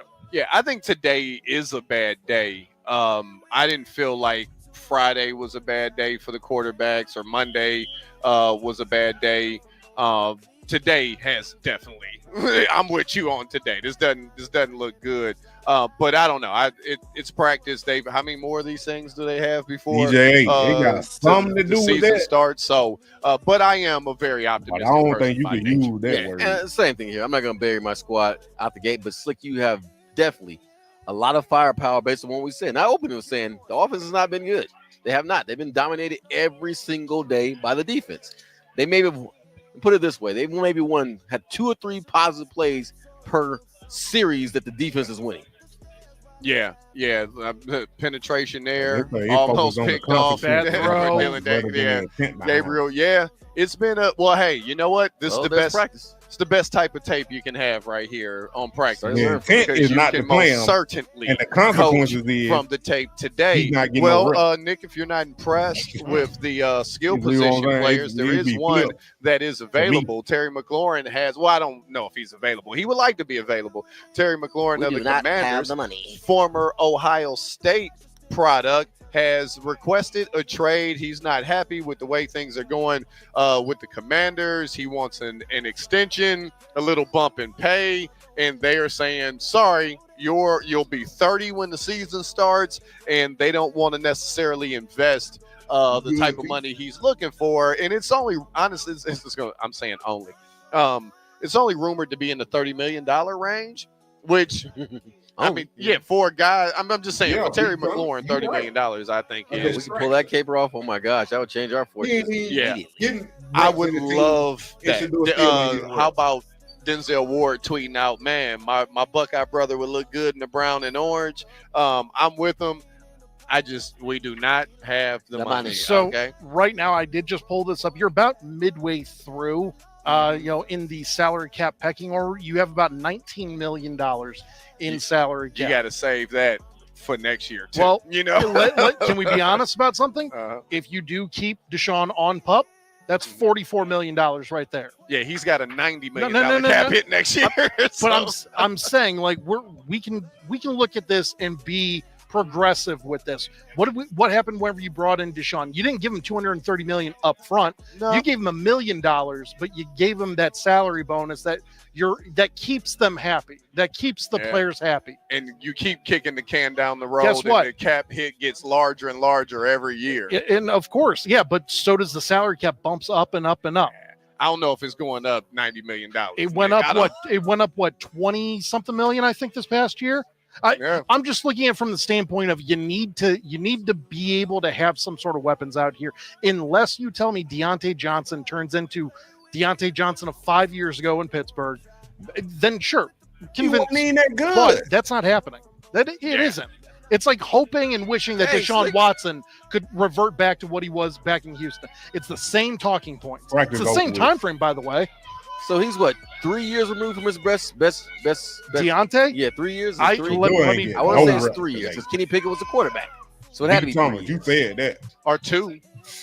Yeah, not last year or the year before. Because the year before last, Kenny Pickett was the 2 years ago, he was the quarterback for the Steelers. Yep. Yeah, because he only did, if I'm not mistaken, 1 year as the backup in Philly. Right. Because he left when Russ came in. Deontay Johnson's only Pro Bowl year was 2021. So 4 years ago. So, again, we're talking same sort of time frames as what we had with Deshaun. Well, that's a Pro Bowl, Pro Bowl year. Okay. But you can that Pro Bowl year was 1,100 yards and 8 touchdowns. After that, it was 800 and 0 touchdowns, 705, 300, about 700 in total last year. But if you're telling me your number 2 receiver is going to get you 700-800 yards, I'll take it. Yeah, as the number 2. But that was as the number 1. Okay, well, again, he said that's number 2. We get what you're saying. Yeah. No one is arguing with what you are saying. We are just George Pickens wasn't the number 1 one of those years. I mean, 2 of those years. We're talking again 4 years ago, the last time that he was a legitimate wide receiver. I'm sorry. I don't know. Maybe I'm a little depressed. Yeah, I don't know. It sounds like it because 700 yards is not a bad receiver at all. I see this pathetic offense out here, and it bothers me. Maybe the defense is the greatest defense we've ever seen. Yeah. Maybe Myles Garrett does have 25 sacks this year. Maybe that is the case. Maybe Mason Graham is the greatest defensive player that we've drafted outside of Myles Garrett. I hope that all happens. But instead of that, we're watching a pathetic offense out here right now. I'm sorry. It's just that's what we're watching. Nick was like, he ain't did nothing in 4 years. He ain't done nothing. Well, what about the 800 yards he had? Right. That ain't impressive. The 800 touchdowns? Yeah, no, pass me on that. Hey, I'm sorry.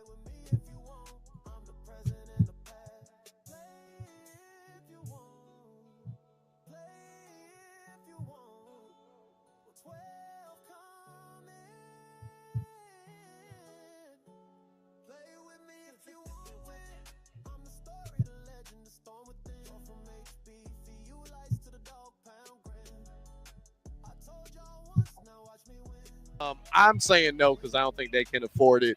And the goal, and it sounds harsh, and I'm not trying to be mean, but the goal is to get Deshaun Watson's money done and over with. And if you do this, it's just you're gonna have that hanging around for more years. Yeah, I always don't think you certainly. Out of and here's the part though, Slick. Again, we can't argue with it. And look at this. They're still practicing more. So I thought it was over with. So we got more action. Yeah, they went to the other field. Yeah, good for them. And by the way, it's 3:30. So this they've been gone the longest well. practice. And you know why they're going longer?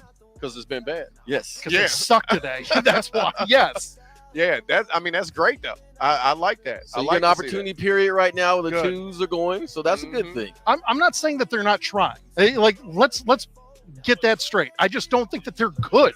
Like that's what the issue is. They're doing their damnedest to get this all right. But you also understand, Slick, too, that this is the time it's supposed to be this way, one-sided early on. Gerard, it is August 1st. I understand. You are not going to be – if you're at your best right now, that means that we got a bad season coming up because you need to be able to work on that. I think that they have potential, but what we're seeing today is like Dylan Gabriel just doesn't look like he fits. I'm sorry. Yeah, it feels like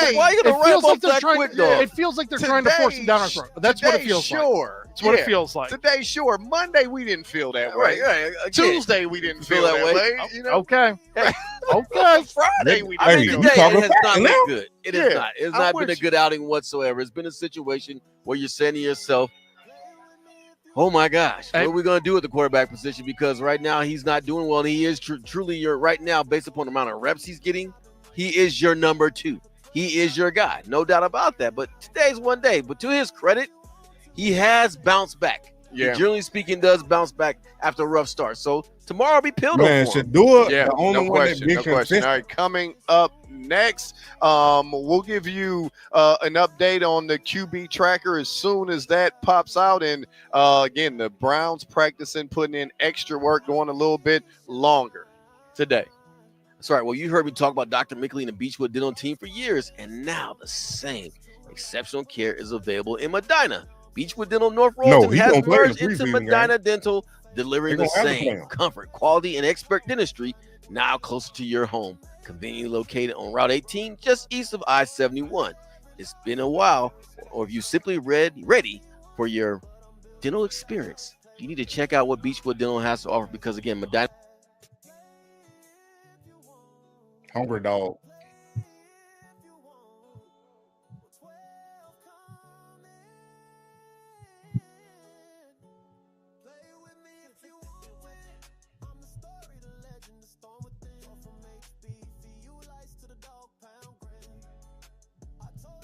Look here.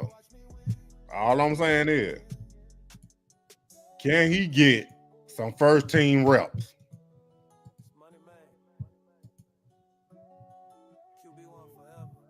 But he definitely playing. They ain't got no trouble but to play him in the preseason game.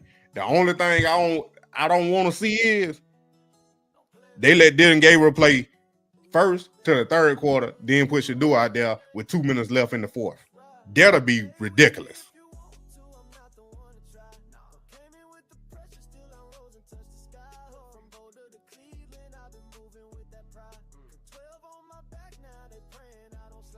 It ain't about the team, 5%.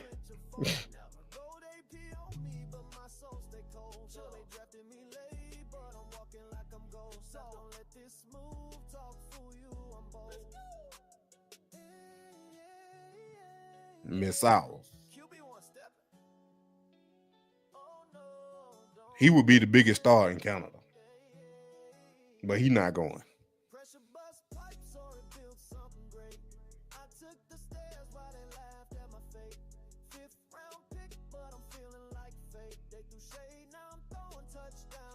I know L. That would be like something they would do.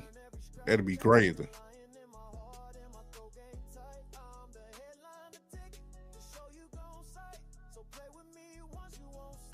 Look, if they let Dillon Gabriel play the first quarter to the third quarter and put Shedeur in with 2 minutes left in the fourth, I'm done. I'm not talking about the Browns no more.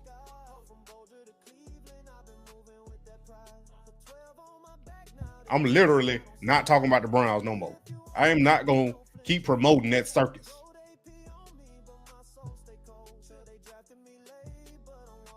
I will talk about Colorado all day, every day. And I'll figure something out about the money. I'm not doing it, bro. When training camp first started. And you know I can't talk about that. Hold on, no. And Shedeur's response was, it doesn't really faze me. You got to understand, we came all the way from a HBCU top. Hey, Smoke, I paid my money for that. I'm winning that. Now we're here. So my question to you is, what can you tell us about Shedeur when it's time to lock in and it's time to... man, he's unflappable. We have been through so much as a family, as athletes, that he is prepared for everything. The only thing that really hurt me, when they started the line and saying he wasn't prepared or he was this or he came in with headphones on. I know my sheep. I know my son. I know what I raised. I know better than that. Shedeur ain't never did nothing stupid like that. Ain't never been nowhere unprepared, ill-prepared. No, if you talk to him, he gonna tell you the why.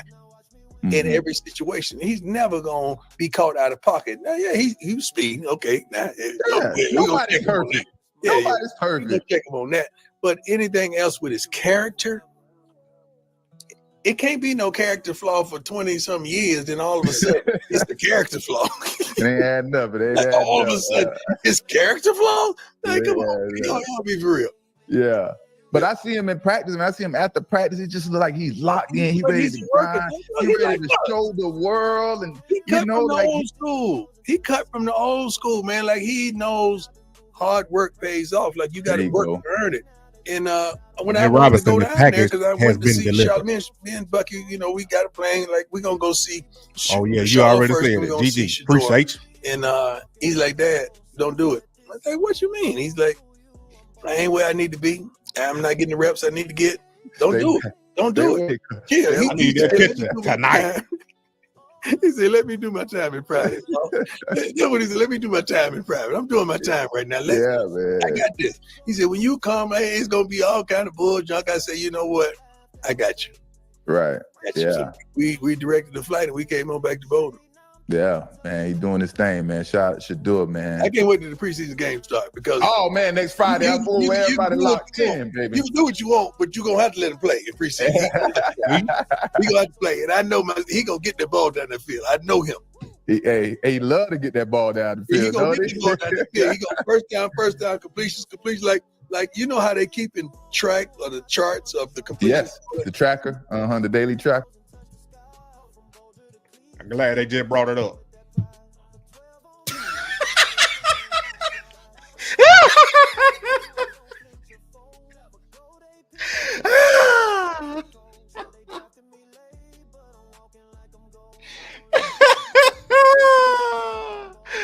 Hey, I'm glad they brought it up. It just came out. I don't want to hear nothing, man. What is he still getting 13 reps for? Why? How does Dillon Gabriel keep getting away with this effery? Look, bruh, you suck. It is what it is. Go be a dentist or something. I didn't say that. I just read the comment over to the right. Look. You messed it up.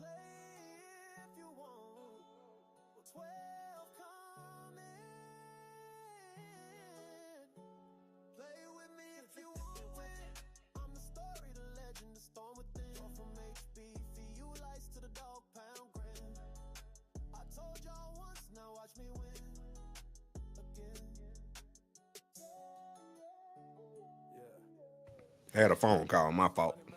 No, I had a phone call. 14 reps and 3 completions. I don't care what the 13 defense look like. If you gonna be even the second string, you gonna have to do better than 3 and 14 going against another team, first team defense. Man, come on, bro. They're ridiculous now, man.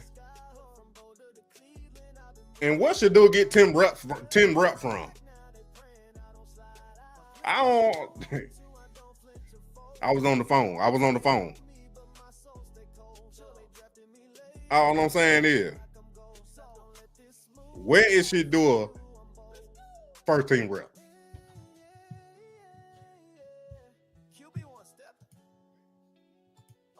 This is ridiculous.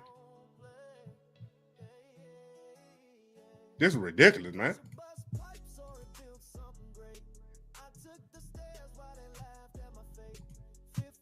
That man went 3 for 14 and Shedeur can't get a first team rep.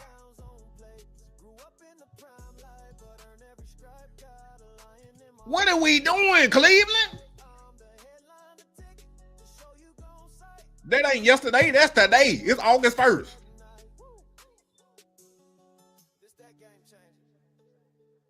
They ain't even practiced yesterday, damn.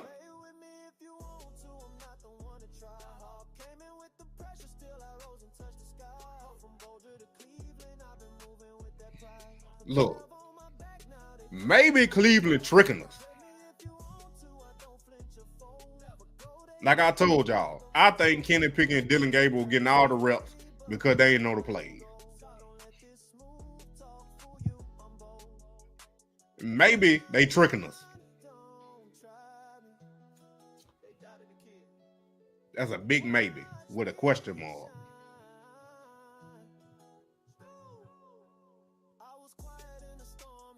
They dropped the interception. He would have had one on Wednesday, but the cornerback dropped that one. Shedeur been the most consistent, but still can't get no first team rep. What they gonna say now? Crit, what they gonna say now? What Tony G about to say? What Mary Kay? Mary Kay about to get an award. She better put out something before she walk across that stage.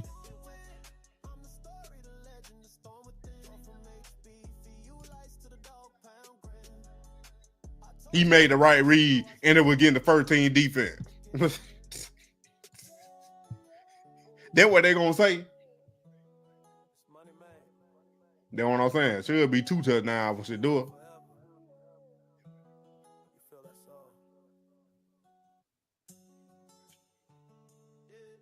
They ain't gonna say nothing. You know they're gonna. Well, Dylan Gabriel was out there with the first team defense against the first team defense. He didn't do that good because he was going against the first team defense with the second team offense. Meanwhile, Shedeur did it, went 2 for 3. 3 for 14, just like they record this season. And the season before that. That's why you picked. That's why you had number 2 overall pick. Exactly. The pressure is on Dylan Gabriel, KP getting rushed back to keep Shedeur from getting reps. You're right, Kevin.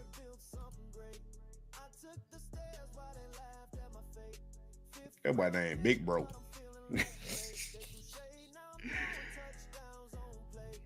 He ain't got that. We saying he should have had another touchdown. But yeah, the dude dropped the interception.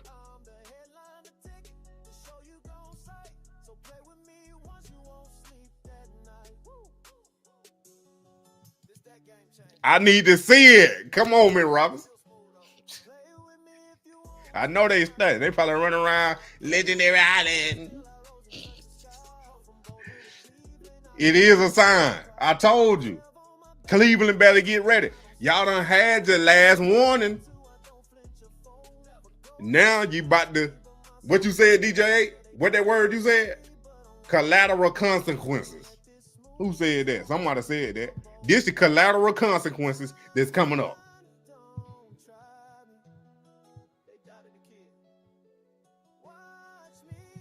I'm waiting for Camera Justice to put out that compilation. That's what I want to see. All the reps. Somebody to put it out. I might go back live tonight just to play all them videos. Cause I want to see what Tony G say, Mary Kay say, the radio station say. I need to see, and I need to watch that Shedeur interview.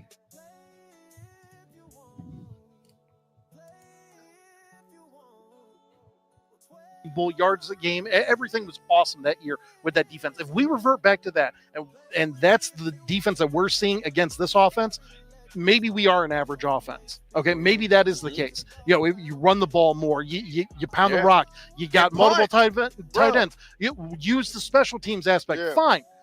But what I'm seeing right now, I can't trust the defense because of all the everything that happened last year. I'm looking at it from the standpoint of this just looks like a bad offense right now. All right, I'm going to give you a reason why you can, but you do have plenty of reasons why you cannot. Now, this defense was when it wanted to be, and it also showed you helter-skelter type stuff even when it was really dominant. Like, why aren't we traveling this? Why? Yeah. You feel at what home, I'm saying? they were great. At home, they were. I think they went, 8-1 that year, I believe? Yeah. So I get where you're coming from with it. But the one thing we can establish, and I think we all agree on this, and we didn't see that many.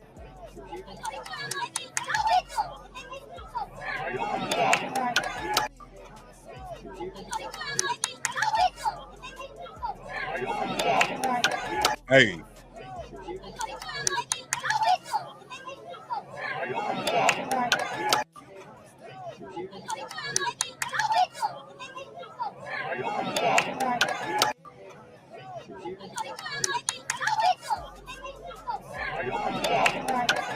And them fans was out there.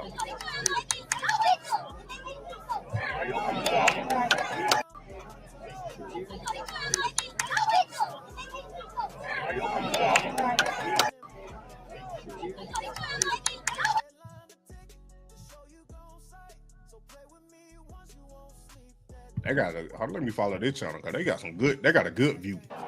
Baby, I'm coming off in a pinch. Baby, I'm coming off in a pinch. That was bad. This is the intercept. Baby, I'm coming off in a pinch. Baby, I'm coming off in a pinch. Like it was tipped. Then it got caught. Baby, I'm coming off in a pinch.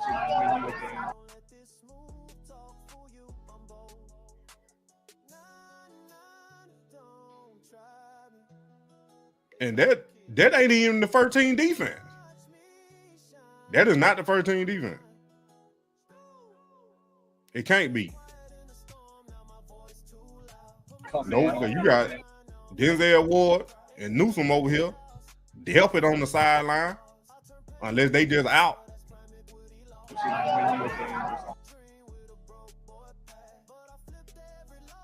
I don't see Myles Garrett. They're going to be the real telltale.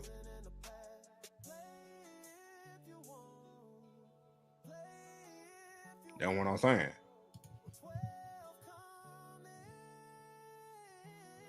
That was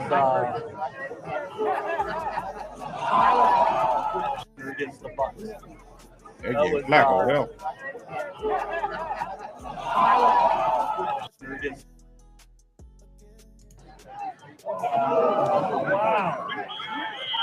Like this view right here is good. You can really break down film all that for real.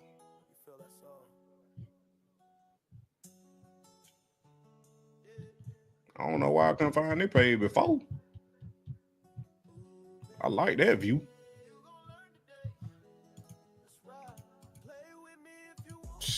Look here.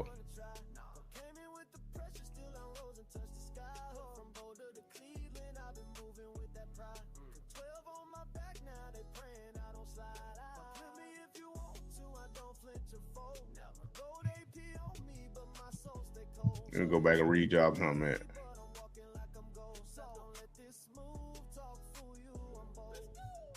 That game, let that 5th round pick. I signed that 3rd round pick because they were that meant they ain't Karen McWilliams. They doing exactly what they wanted to do. They were forced to draft Shedeur.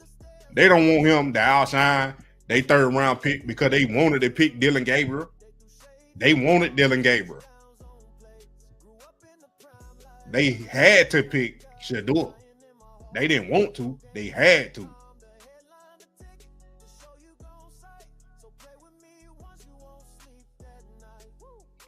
Dillon Gabriel ain't going nowhere.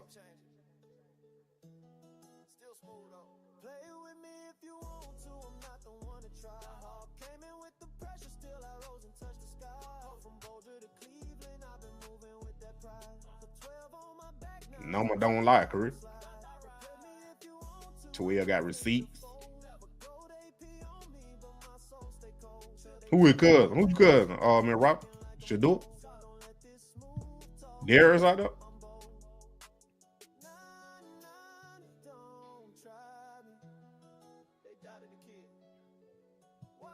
He about to, me and Pamela. Offense need to score points in the game. But the best quarterback ain't getting no reps.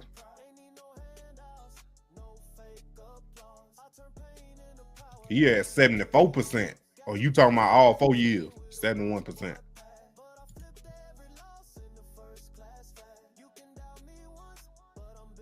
I don't even Pickett was out there like somebody B. Thomas said, a distraction. Shedeur ain't slow. Nope.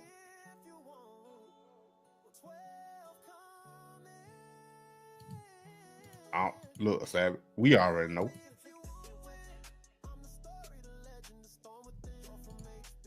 You an Aints fan? Wow, bro. I know you hurt.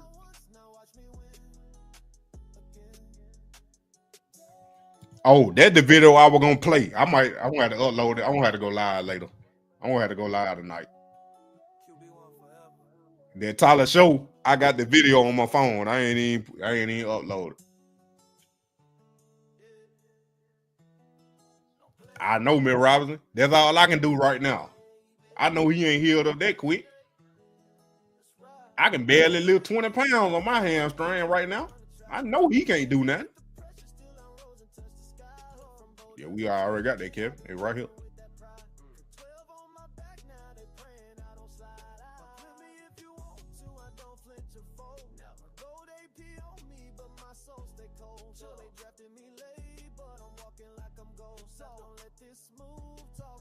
Mid-job. I told you.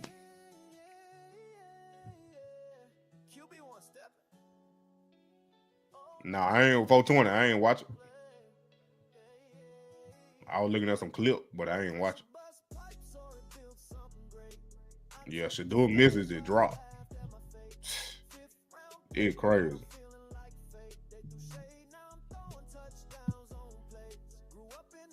It's crazy.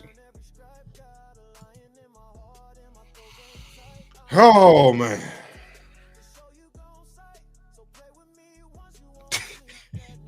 That computer got a virus.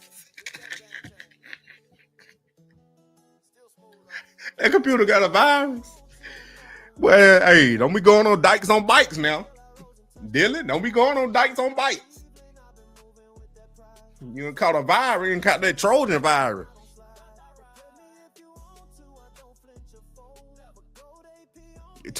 Chris, 12 been the only consistent quarterback since we started.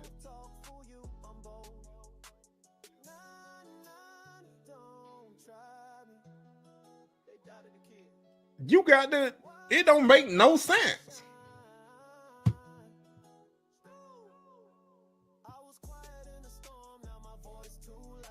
I want to see what Tony G say. Because he one of the biggest haters and biggest pro for Dillon Gabriel. I want to see what this man say.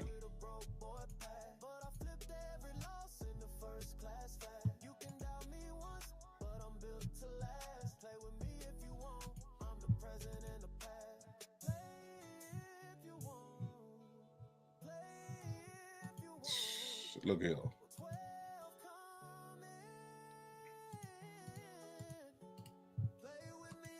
Let me say this.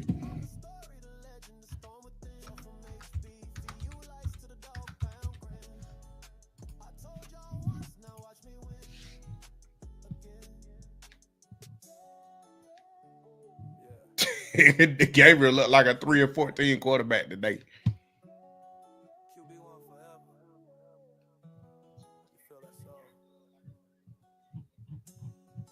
Man, I don't want to hear nothing.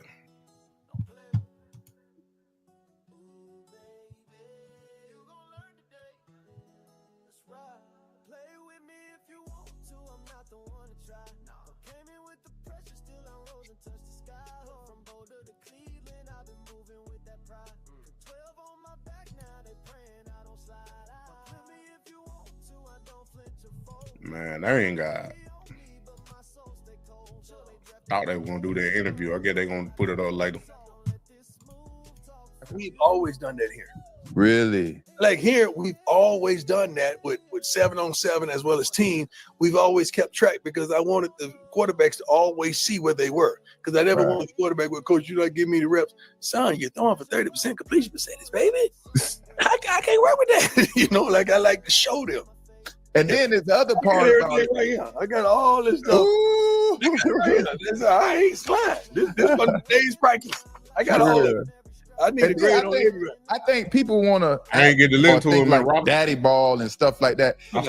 They can't imagine how hard you coached your children and the things they had to go through dealing with. You know, a dad like they catch you harder than anybody. That's worse than having a coach that is not related. You know, you're preaching that because they caught it harder than anybody, and they know that look. They know that look. Like, all right, exactly. All right. My kids, when I'm coaching my kids, they better not make me look bad, not follow instructions in front of everybody else, because I'm using them to set the examples and stuff like that.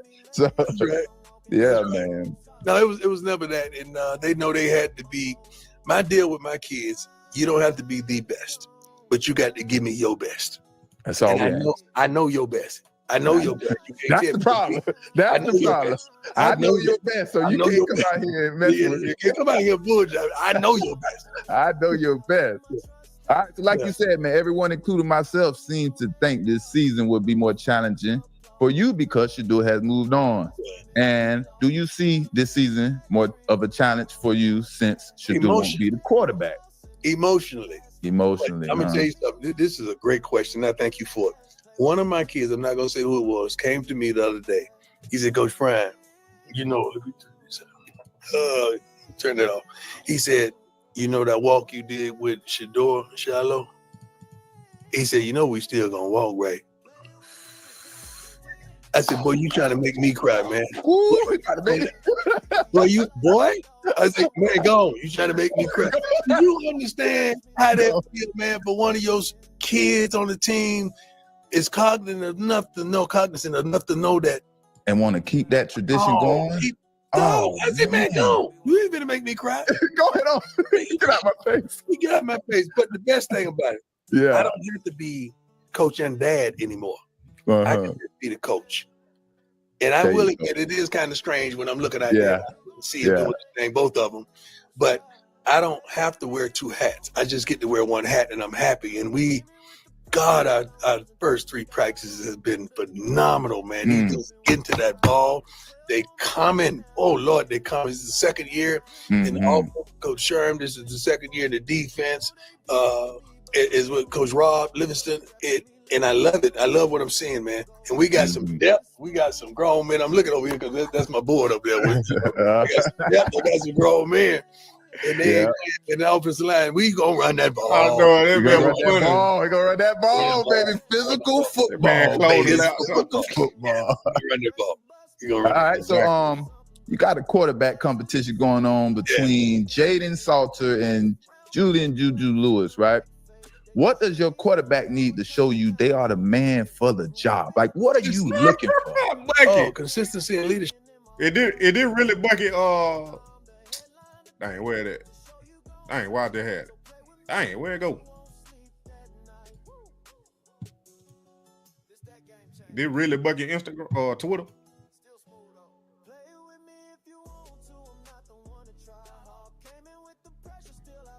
He shouldn't even put that one up. He should put the other one up. The interception.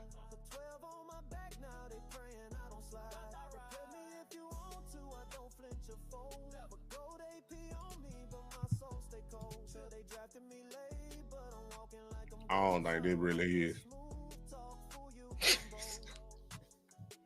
I think this somebody fan page.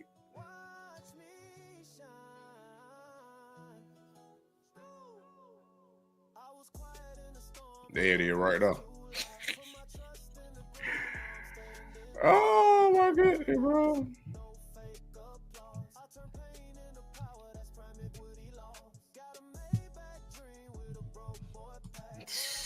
Look, y'all. That's what I was saying. I figured it when he. And look here, I appreciate y'all for coming. I'm about to get on. I need something to eat. Hey, I appreciate y'all for coming. Hit that like button, subscribe, and share, and tell your friend about the Moneymane. You already know. I might be back on later. I should be back on later. I got after 7 for 10, and Dylan Gabriel go 3 for 14. I got to see what them haters talking about. But hey, I appreciate y'all for coming, man. We about to get up off that thing. Appreciate y'all.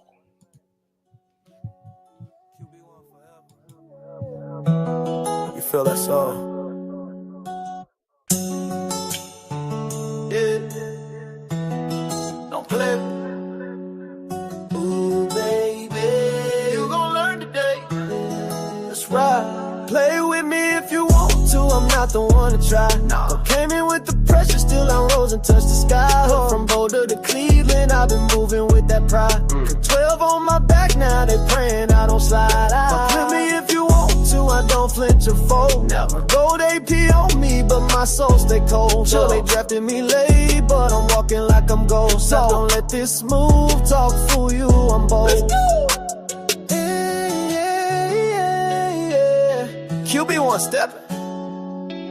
Oh no, don't play. Pressure bust pipes or it built something great. I took the stairs while they laughed at my fate. 5th round pick, but I'm feeling like fate. They threw shade, now I'm throwing touchdowns on plates. Grew up in the prime life, but earned every stripe. Got a lion in my heart and my throat game tight. I'm the headline, the ticket to show you gon' sight. So play with me once, you won't sleep that night. Woo. This that game changer. Still smooth though. Play with me if you want to, I'm not the one to try. Hard came in with the pressure, still I rose and touched the sky. From Boulder to Cleveland, I've been moving with that pride. The 12 on my back, now they praying I don't slide. Play me if you want to, I don't flinch or fold. But gold AP on me, but my soul stay cold. Sure, they drafted me late, but I'm walking like I'm gold. So don't let this smooth talk fool you, I'm bold. Nah, don't try me. They doubted the kid. Watch me shine. I was quiet in the storm, now my voice too loud. Put my trust in the grind, now I'm standing proud. Ain't need no handouts, no fake applause. I turn pain into power, that's prime equity laws. Got a Maybach dream with a broke boy past, but I flipped every loss in the first class fast. You can doubt me once, but I'm built to last. Play with me if you want, I'm the present and the past. Play if you want, play if you want. Well, 12 coming. Play with me if you want it. I'm the story, the legend, the storm within. Go from HB, FU lights to the dog pound grin. I told y'all once, now watch me win again. Yeah, it's Moneymane. QB1 forever. You feel that song?